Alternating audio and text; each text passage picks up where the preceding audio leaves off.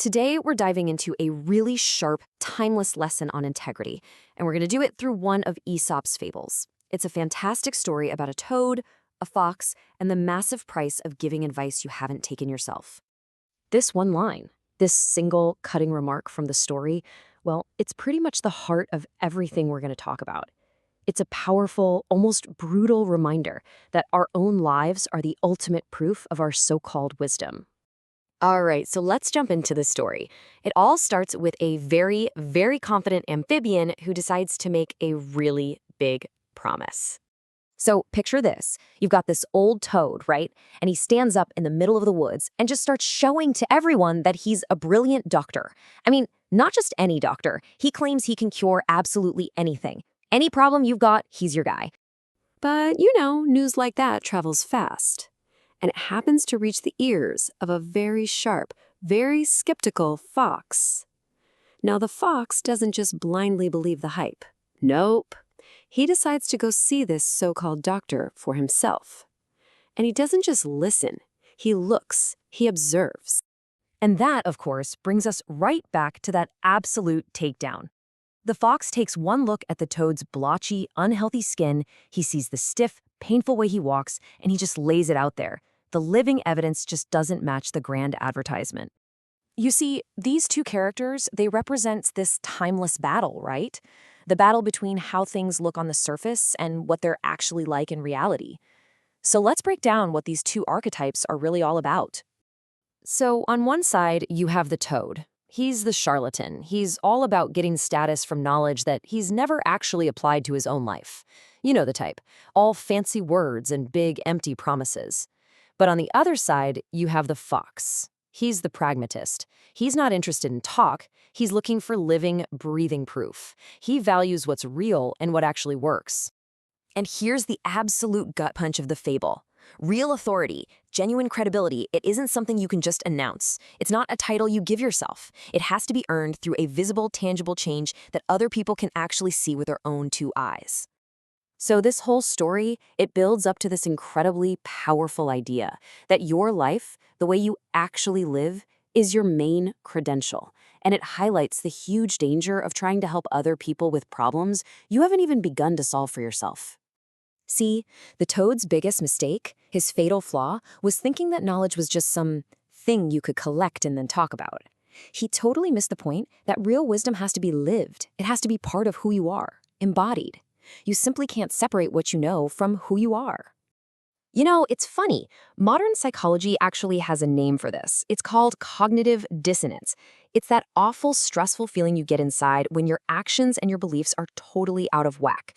The toad is basically a walking, croaking billboard for profound cognitive dissonance. And this just nails it, doesn't it? It perfectly explains the difference between just communicating something and truly radiating it. The toad communicates his so-called knowledge, sure, but what he radiates is his own sickness. You can say all the right things in the world, but people are really influenced by the person you actually are. Seriously, think about that for a second. You can fake a resume, you can buy a fancy degree online, but you absolutely cannot fake a life that's been well lived. If the medicine you're peddling to the world hasn't even worked on you, then for everybody else, it's not medicine, it's poison. Okay, so this isn't just some dusty old fable. The quack toad is absolutely alive and well today, all around us.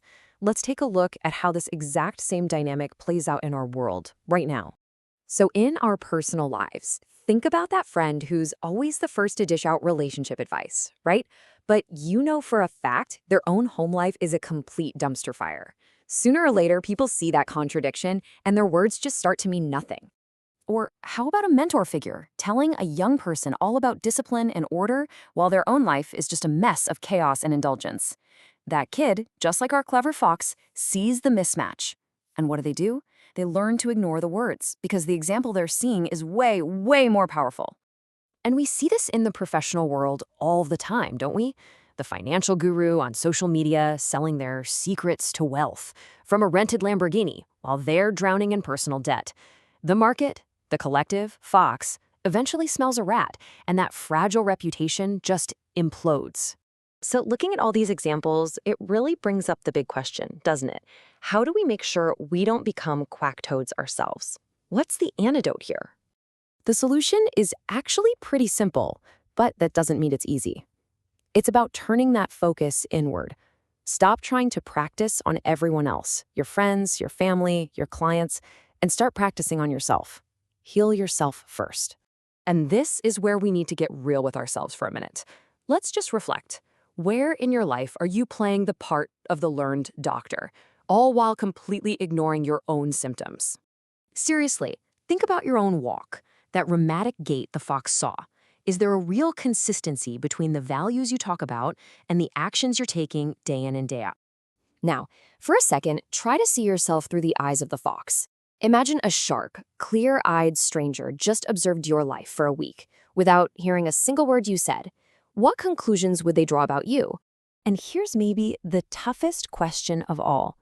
Be brutally honest. What is the most obvious mismatch in your life right now between what you say and what you do? Because that's where the real work, the real healing needs to start. Let's just end with this thought. The world does not need more lectures. It doesn't need more advice from untested experts. It is absolutely full of smart, skeptical foxes.